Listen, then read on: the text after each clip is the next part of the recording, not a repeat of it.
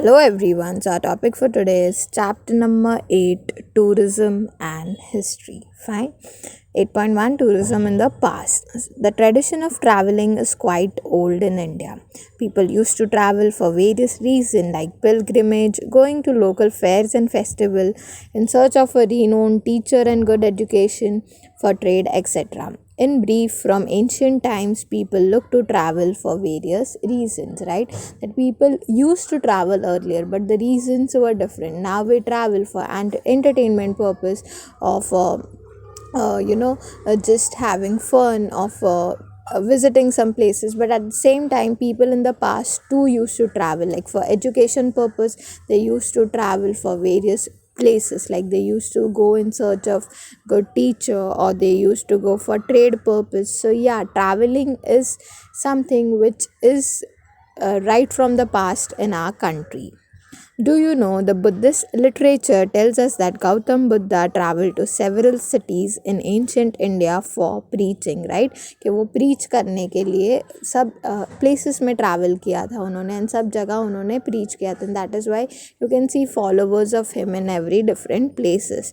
Buddhist monks were ordained not to stay at one place but keep traveling continuously to various places. Jain monks, sadhus also used to travel constantly, right? That they keep on traveling from different places. Yongshuang, the Chinese monk, traveled to India in 630 CE. In the medieval period, Saint Namdev, Saint Eknath, Guru Nanak, Ramdas Swami traveled extensively in India. These were all the saints. उनका traveling का purpose क्या था? To preach everyone, so that वहाँ पे मतलब सब जगह वो अपना जो सत्संग होता है या अपने teachings जो होते हैं वो सब followers को वो अपने दे सके, सब लोगों को दे सकते, नॉट फॉलोअर्स बट वो सबको दे सके. तो उनका ट्रैवलिंग का पर्पस वॉज डिफरेंट बट या एक चीज़ हमें पता चलती है, बट इसके थ्रू हमें एक चीज़ वही पता चलती है, ट्रैवलिंग हमारे कंट्री में पहले से ही होता था, right? Tourism. Now, what do you mean by tourism? Tourism can be defined as traveling to visit places in distant regions for a specific purpose, right? That you travel to a particular place for a purpose in your mind. Either that purpose can be, for fun or for entertainment purpose, for trading purpose, या कोई भी काम के लिए. But when you're traveling to a different places and आपके मन में कोई purpose है, then that thing is called as tourism. You can define tourism in such a way. In the later half of 19th century CE, the name of Thomas Cook is the noteworthy in the context of tourism history. अगर आप tourism का history देखो तो ये जो नाम है Thomas Cook, it is a renowned one.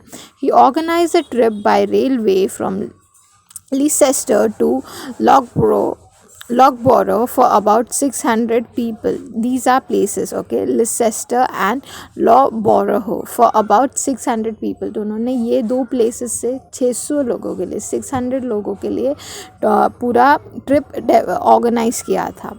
Later he was successful in organizing a round trip of Europe. फिर उन्होंने पूरा यूरोप का भी ट्रिप लिया था. And eventually he established a travel agency selling tourist tickets. This early venture of Thomas Cook opened doors for the development of modern tourism. So क्यों tourism के नाम में tourism के history में इनका बड़ा नाम है? Because he was someone who organized this trip. उन्होंने start किया था ट्रिप को organize करना. And जो अभी हम लोग modern tourism बोलते हैं, अब हम क्यों जाते हैं? We go to explore new places, we go to enjoy those places, right? तो ये जो modern tourism था, as we have seen कि पहले भी टूरिज़म था हमारे कंट्री, बट वहाँ का पर्पस अलग था. पर्पस कौन सा था? ट्रेड के लिए जाते थे लोग, टीचर के शोध के लिए जाते थे, या फेस्टिवल्स या फेस्टिवल्स एंजॉय करने के लिए जाते थे. बट अभी जो हमारा टूरिज़म है, अभी हम क्यों जाते हैं? वो प्लेसेस को एक्सप्लोर करने के लिए. तो ये जो मॉडर्न टूरिज़म है उनका स्टार्ट किया था थॉमस कुक ने. ओके, डू यू नो 52 वाला अपन देख लेते हैं. Benjamin of Tudela is known as the first European traveler, or you can say discoverer. He was born in Spain during the period of 1159 to 1173 CE. He traveled to France, Germany, Italy, Greece, Syria, Arabia, Egypt, Iraq, Persia, India and China. So many countries. He maintained diaries of the accounts of his travel. His diaries are viewed as an important historical documents. क्यों main historical documents? क्योंकि उन्होंने वो time पे इतने सारे cities travel किए थे, right? उस टाइम पे उतना मीन्स नहीं था, सो दैट इज़ वाई उनके जो ट्रैवल एक्सपीरियंसेस थे उसको आज हिस्टोरिकल डॉक्यूमेंट्स की तरह प्रिजर्व किया गया है। फाइन, यू कैन से अरे ये क्या है, अभी के ब्लॉगर्स ने तो ये सारे प्लेसेस भी ट्रैवल किए होंगे, बट उस टाइम पे कौन सा टाइम है 1159 टू 1173 CE, उस टाइम पे उतने मीन्स नहीं थे, एंड दैट इज़ वाई ये पर्सन ने इतने सारे कंट्रीज़ किए थे, तो दैट उसके लिए उनके प्रिजर्व किए गए। Marco Polo, the Italian traveler of 13th century, introduced Asia, especially China, to Europe. He stayed in China for 17 years. He wrote, one second, student. So sorry for the same, I received a call. He stayed in China for 17 years. He wrote about the flora and fauna, social life, culture and trade systems of Asia. Okay, तो 13th century में उन्होंने China में 17 years उन्होंने निकाला था. So he wrote everything about the same of China, like social life, the culture over there, the trading system, the flora and fauna, everything. Ibn Battuta, the traveler of 14th century, took the world on a virtual travel of the Islamic world with his travel accounts. He was traveling for 30 years. He had resolved not to travel twice on the same route. He had resolved not to travel twice on the same route. उनका क्या मानना था कि एक ही root पे दो बार travel नहीं करना है. His accounts are helpful in understanding the medieval history and social life. Gerardus Mercator of 16th century was a cartographer. He is known for creating a world map and globe of the earth. His word proved to be very useful for navigating around the world. So all of these, ये जो चार लोगों थे उनका contribution था कैसे ना कैसे तो tourism के लिए. Some wrote, some had stayed there for particular year, or some had traveled there for particular year, wrote documents, and उनके documents कहीं ना कहीं पे आज के tourism के लिए काम आए हैं. Okay, so you can just have a look. ऐसे तो एग्ज़ाम में इनके बारे में पूछेंगे नहीं, but once you at least have read it, you get an idea कि ओके किसने किसने क्या किया. जैसे हम लोग ने अभी लास्ट में देखा, someone was there to create maps, like map draw करने के लिए, creating world map of the globe. ऐसे खाली याद रखने के लिए, ओके कि ये हमने पढ़ा था कहीं पे. इवेंचुअली ही इस्टेब्लिश्ड ट्रैवल एजेंसी. हमने उनका देखा, किसका हम लोग ने देखा था टूरिज़्म में, इसका बड़ा नाम है थॉमस कुक का. Type of tourism. Now we will see what are the different types. These days tourism has become independent field of local, interstate, national and international business.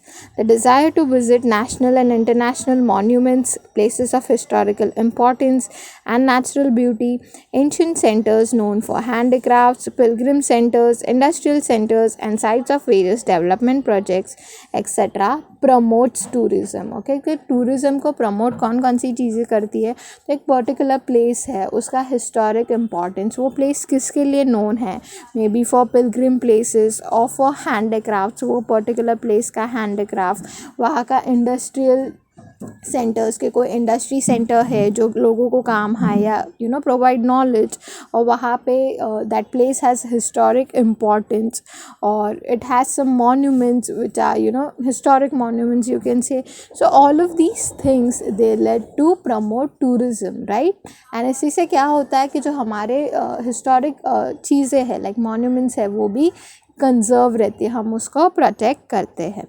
Tourists from all over the world wish to visit natural and man-made sites which offer a delightful and awe-inspiring experience.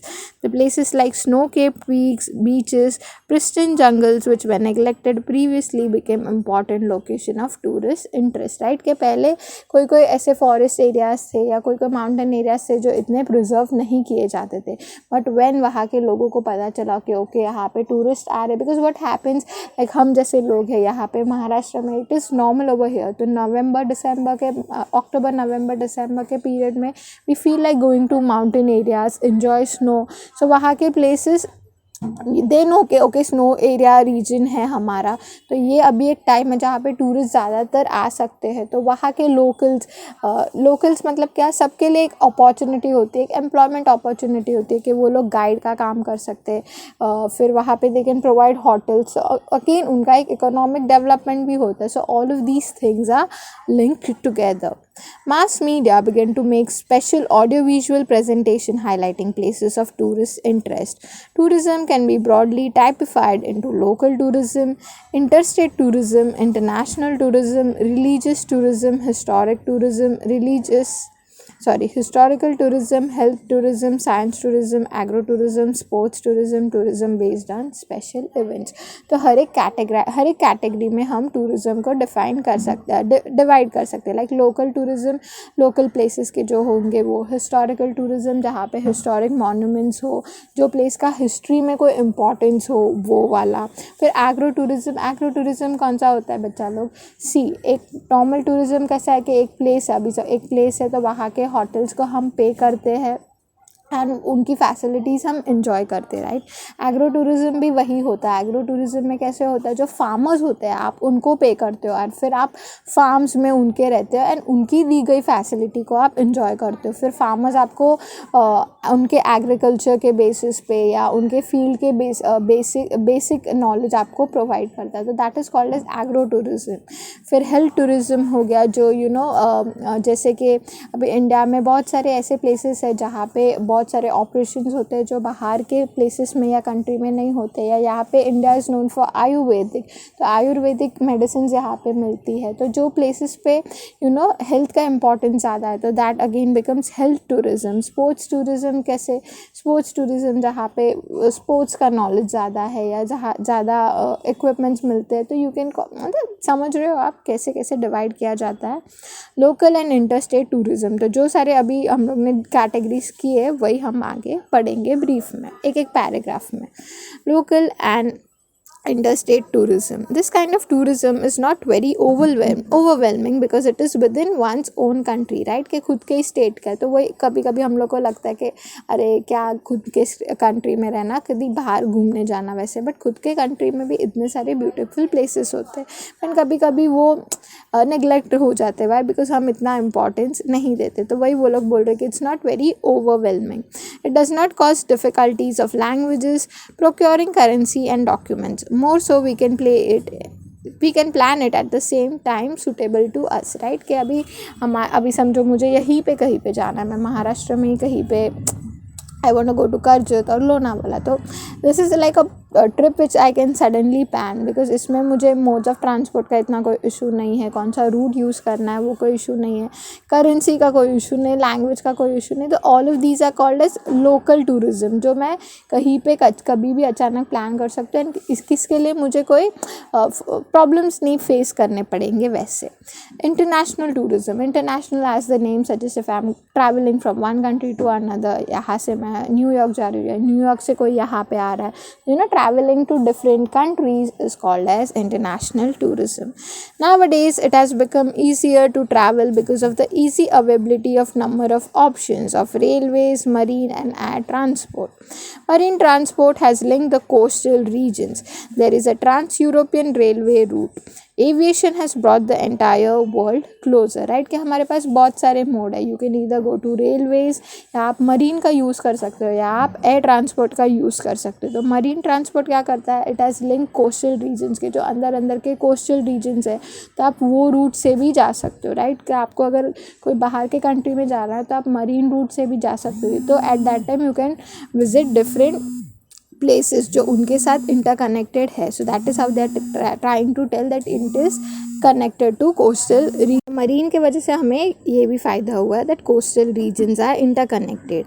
Aviation has brought the entire world together, right. कि aviation का मतलब कौन सा होता है student, के जो air facilities है वो, तो एविएशन का मीनिंग एयर फैसिलिटीज़ हो गया, तो राइट। जो प्लेन के फैसिलिटीज़ है उसके थ्रू हम कहीं पे भी फास्टर मीन्स में जा सकते हैं, राइट। कि फास्ट, एक तो फास्ट कम्युनिकेशन होता है, जल्दी आप पहुंच जाते हो, and it is also brought world together, region together. Because of the economic liberalization policy of Indian government, the number of people traveling back and forth from India has increased considerably. They include people traveling for study purpose, either for relaxation, for sightseeing, and professional assignments, also for shooting of films, etc. One need to procure various official documents for traveling abroad, right? कि मैंने जैसे आपको tourism का definition के वक्त बोला कि जब आप कोई एक प्लेस से दूसरे प्लेस पे ट्रैवल करते हो, but when you have a purpose, तो वो पर्पस कौन कौन सा हो सकता है? You can either go for sight seeing के घूमने जा रहे हो, या you can go for study purpose, या जस्ट ऐसे ही रिलैक्स करने के लिए, फैमिली के साथ टाइम स्पेंड करने के लिए, और यू इधर go for your meeting meeting के लिए, या फिर अभी तो लोग मूवी के शूटिंग के लिए भी जाते हैं. So for all of this purpose people go and travel, and या you have to carry certain official documents while traveling. Historical tourism. This type of tourism is popular all over the world. Tours to historical places are arranged to satisfy people's interest in history. के जो लोगों को history में interest होता है, उनके लिए ये ज़्यादा अच्छा होता है. This is like a suitable trip for them.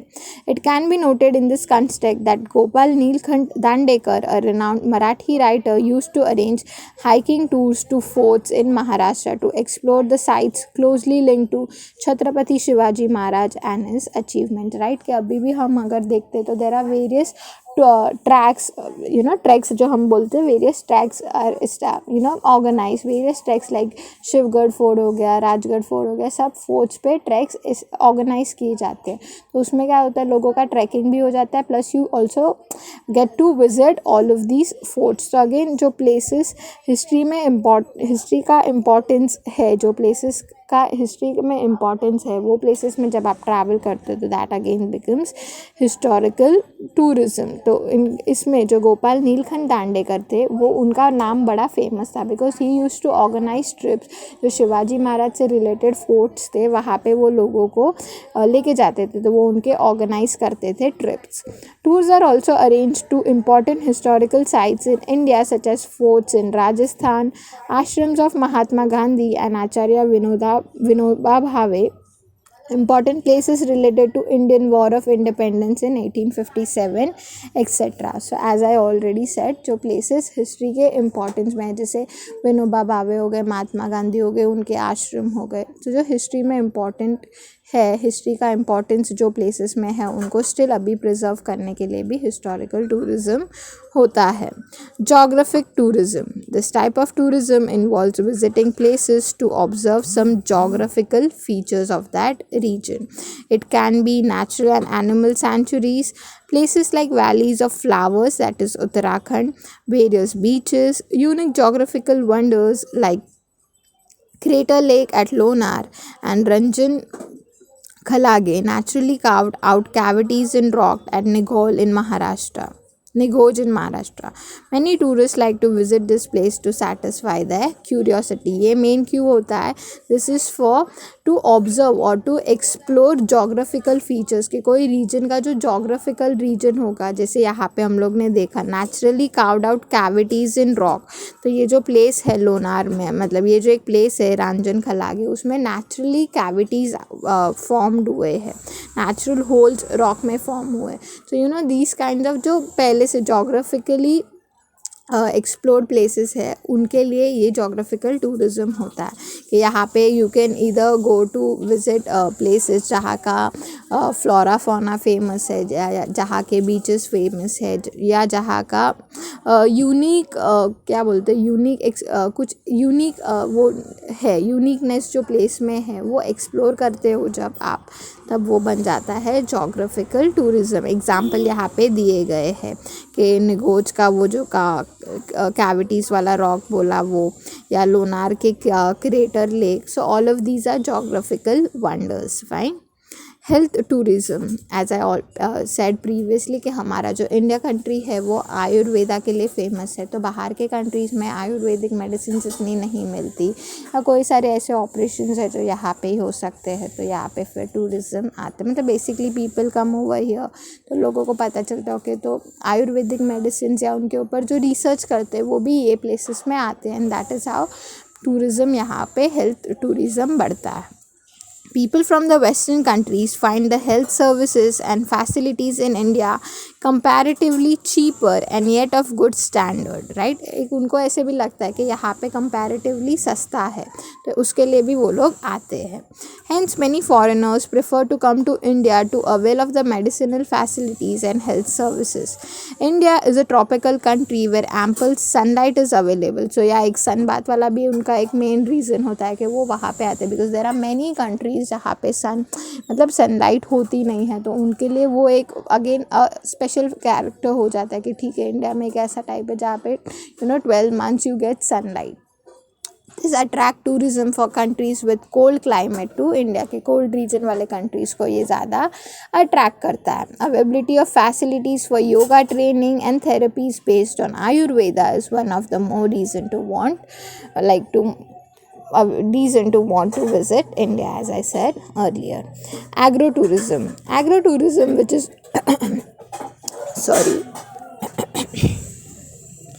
Agrotourism, which is also known as agri-tourism, is rapidly developing, especially meant for the urban population, which has very little exposure to rural life and agriculture. Now, Indian farmers are also visiting faraway places like agriculture research centers, agriculture universities, and countries like Israel, where experimentation is advanced, technology of agriculture is carried out, right? कि जैसे मैंने पहले बोला कि as I said कि हम जो facilities देते हैं वही सेम फार्मर्स को देते हैं, उनकी फैसिलिटीज़ हम इंजॉय करते हैं. तो ये बेसिकली अर्बन पॉपुलेशन के लिए ज़्यादा होता है, बिकॉज यहाँ पे कैसे अर्बन पॉपुलेशन में you don't have much to explore, तो यहाँ पे एग्रीकल्चर टूरिज़्म जो एग्रो टूरिज़्म है वो ज़्यादा फेमस हो सकता है. And even farmers they try to visit agriculture universities के, जहाँ पे उनको एग्रीकल्चर से रिलेटेड नॉलेज मिले, या जहाँ पे रिसर्च सेंटर्स हो जहाँ पे जो फार्मिंग है या उनके जो हम बोलते प्रोडक्शन है उनसे रिलेटेड उनको नॉलेज दिया जाए, या जो टेक्नोलॉजीज़ है जो फार्मिंग के लिए यूज़ करे उनके रिलेटेड जहाँ पे उनको नॉलेज मिले, तो वो सारे प्लेसेस पे even farmers love to visit. Sports tourism. It was developed in 20th century recently. There are various sports events organized on international level like Olympics, Wimbledon, World Chess Championship, and international cricket tournaments. While these are events like Himalayan Car Rally on national level, events like Maharashtra Kesari wrestling competitions are organized on state level. Traveling to attend such events come under sports tourism, right? That there are many sports competitions or sports events which are organized. जैसे example यहाँ पे दिए गए हैं, बड़ा सा example भी हमको पता है जो है ओलंपिक का है, वर्ल्ड चेस चैम्पियनशिप है, या अगेन कोई रैली होता है, हिमालयन कार रैली भी एक बहुत बड़ा फेमस इवेंट है.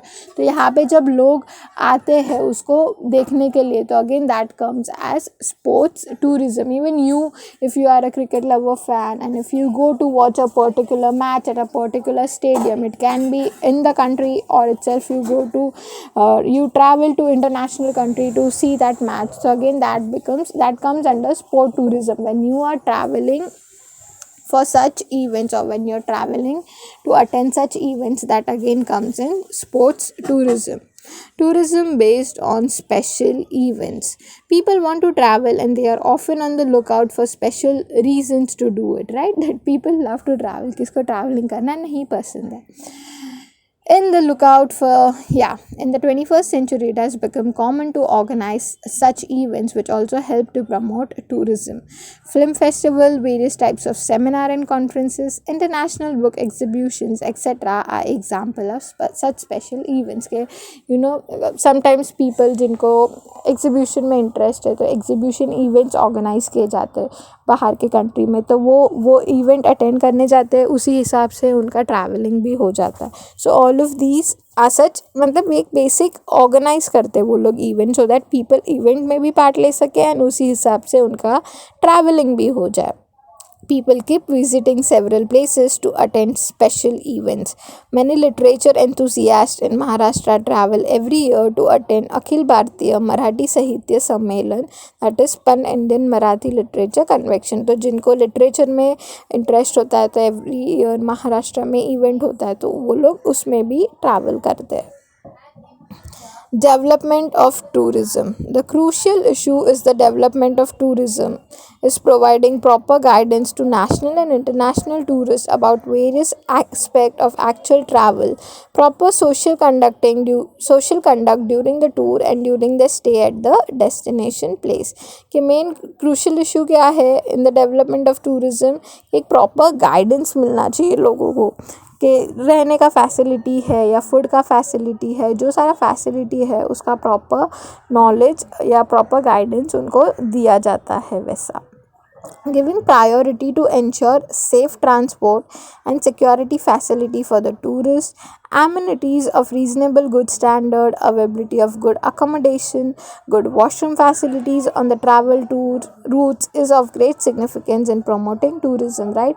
कि अगर आप खुद ही एक एग्जांपल ले लो, अगर आप ट्रैवलर हो तो अगर आपको रहने के लिए अच्छी फैसिलिटी दी गई है, okay, you know like a proper accommodation is provided, you are like travelling safely, plus washroom facilities अच्छी है एंड एवरीथिंग, जो एक बेसिक एमिनिटीज़ है, जो बेसिक आपको शॉपिंग करना है या घूमना फिरना है तो वो भी नॉर्मल कॉस्टली नहीं है इतना, बट इट इज़ बेरेबल, लाइक आप उसको आराम से यूज़ कर सकते हो. लाइक बेसिक मतलब क्या, रीज़नेबल है. तो हूँ वुडेंट गो, राइट? किसको नहीं पसंद आएगा ट्रैवल करना. तो ये सारा एक बेसिक चीज़ें हैं जो उनको लाइक बेसिक एस्पेक्ट्स है या बेसिक कैरेक्टरिस्टिक्स है जो वो लोग ध्यान में रखते हैं सो दैट वहाँ का टूरिज़्म प्रमोट हो सके, राइट? ये कोई एक ऐसा प्लेस है जो इको फ्रेंडली है, मतलब eco friendly in the sense travel friendly है, सोलो अगर आप हो तो भी आप आराम से ट्रैवल कर सकते हो, वो आपके लिए सेफ़ है. तो ऐसे सारी चीज़ जहाँ पे सब फैसिलिटीज़ अच्छी हो तो it promotes tourism. It is also very important to pay special attention to the special needs of handicap tourism, कि उनके लिए भी special attention देना चाहिए so that even उनका जो traveling है वो easily हो सके. It is important to take a few primary precautions in order to preserve the historical heritage sites. It is essential that few things should be avoided at any instance. For example, vandalizing or defacing the heritage monuments and sites. In order to avoid it, everybody should refrain from activities like writing on walls or carving on trees, paint ancient monuments in garish color, etc. Lack of good amenities in presence of the heritage sites calls filthiness. Basic मतलब क्या बोलना चाह रहे वो लोग, जो हमारा historic monument है वो क्यों है, बिकॉज वो हिस्ट्री में था एंड अभी भी हम उसको प्रिजर्व कर रहे हैं.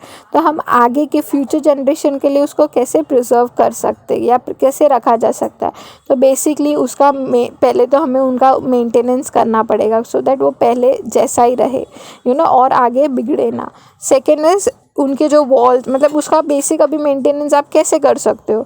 तो बेसिक जो उनका वॉल्स है उसके ऊपर आप people have this tendency to make hearts and write everything and अपना नाम लिख के जाते हैं. क्या करना है भाई, नहीं लिखना है. So make sure that you don't write your names और कार्व ऑन ट्रीज. वहाँ के जो ट्रीज है उनको काम ना करे, so that when we as a tourist जब हम ये सारी चीज़ों का ध्यान रखते हैं तो we make sure that we are helping the people over there or the organizer over there to maintain that particular historic monument. Okay, कि हम हमारे तरफ से ये contribution देते हैं कि जो हमारा historic monument है वो बिगड़े ना. It is very essential for the tourists that pamphlets, guides and history books about a tourist site be available in their own language. Hence such literature should be made available in various languages, right? ये अगर आप कोई आप famous historic place है, like historic place नहीं, कोई भी normal tourist place है, वहाँ पे भी आप जाओगे तो you will find those, they have those book in which they have photos and information regarding the same. So if that is available in various languages which is available, so that it becomes easy कि ठीक है, एक वहाँ का जो local people होगा या local tourist होगा उसको भी ईजी पड़ेगा वो प्लेस के बारे में नॉलेज गेन करने के लिए. It would be helpful if the taxi drivers are train to converse in more than one language. They may also be trained as tourist guides, right? So communication problem ना हो. if वहाँ का जो tourist guide है या वहाँ का जो बेसिक कैब ड्राइवर है या कोई भी जिनको सब लैंग्वेजेस आते हो तो उनको एक एम्प्लॉयमेंट अपॉर्चुनिटी मिल जाती है कि ठीक है वो लोग कैब ड्राइविंग का भी काम कर सकते हैं प्लस वो वहाँ के गाइड भी बन सकते हैं. तो even it helps as an employment opportunity के लिए भी टूरिज़्म हेल्प करता है. Conservation and preservation of heritage. It is a hard task to preserve and conserve heritage sites. Our country is very rich with historical sites dating to ancient, medieval and modern period. It is also blessed with abundance of nature, right? कि हमारा एक India एक country वैसा है जहाँ पे you can find everything like right from various culture, tradition, monuments, various types of languages, various types of people. उनका सबका traditions अलग, culture अलग. तो इतना diversity बच्चा लोग और कहीं कंट्री में नहीं मिलता जितना इंडिया में मिलता है. And that is why preserving it is a very much important thing. Like it is a basic need. हमारा कैसे हाउ कैन वी कॉन्ट्रीब्यूट. हमारा कैसा होता है नए प्लेसेस में गए तो वहाँ पे वी लिटर और कचरा कर देते या वहाँ के प्लेसेस को डिस्ट्रॉय कर देते. Peoples it's not that every one do but yeah there are जो वो ऐसा करते हैं. And that we should not do because हम उसको एटलीस्ट ठीक नहीं कर सकते तो बिगाड़ना तो नहीं चाहिए वैसा. सो maintaining it and preserving it for future generation is important thing, right? कि आज हम तो वो चीज़ को देख पा रहे बट कल को हमारा फ्यूचर जनरेशन भी वो चीज़ को देखना चाहिए और उनको भी उसका इम्पोर्टेंस पता चलना चाहिए कि क्यों उसको अब तक प्रिजर्व किया गया है.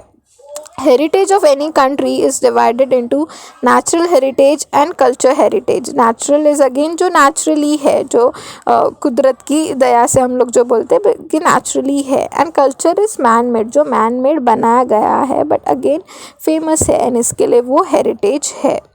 There are some heritage sites in India. Heritage जो man made है जैसे आप ताजमहल वाला देख सकते हो. एक बेस्ट एग्जाम्पल है ताजमहल जो हेरिटेज साइट भी है एंड मैन मेड है. Jantar Mantar Observatory at Jaipur. Jantar Mantar is again an example. Also the rock cut cave at Ajanta, Verul and Gharapuri. Chhatrapati Shivaji Maharaj Railway Terminus is Maharashtra. तो ये सारे cultural heritage के example है. Khas Plateau in Maharashtra is located in Western Ghat which is world natural heritage. तो वो world natural heritage site है कि वो plateau है जो वेस्टर्न घाट पे लोकेटेड है. तो अगेन जो नेचुरली डेवलप्ड है उसको हम बोल देंगे natural heritage. There are tourist all over the world who wish to visit world heritage sites. Foreign tourist come in large number to visit heritage site in our country. It makes us feel very proud when an Indian heritage site is declared as world heritage site, right? किसको नहीं पसंद आएगा world heritage site. I guess एक chapter भी था ना जो अभी हम लोग ने रिसेंटली पढ़ा.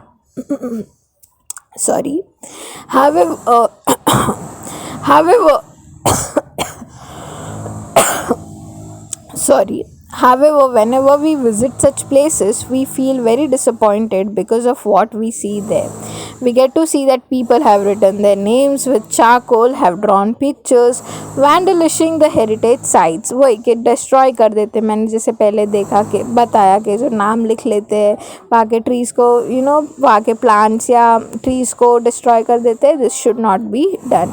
It affects our image as a nation. To prevent the heritage sites, we need to resolve.